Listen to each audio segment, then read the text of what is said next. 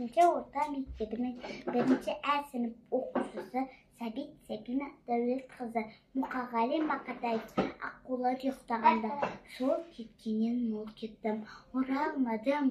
Şirdən sayman жалғызақ сол арманым, қиын екен қимасын. Екі бірге көк қадында. Көрдің бе бір-біріне дөпкеруін, бір қырсық, бір қырсықпен шектеруін.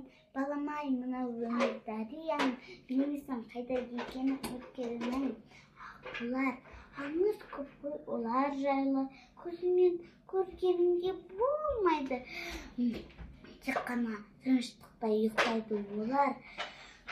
Шошаса екінші рет оралмайды, орнында екінші рет ыңғай жоғалмапты. Орта аймапты немесе тола алмапты, жағалауын жауыпты жасыл жауыз қасиетті олар оралмапты.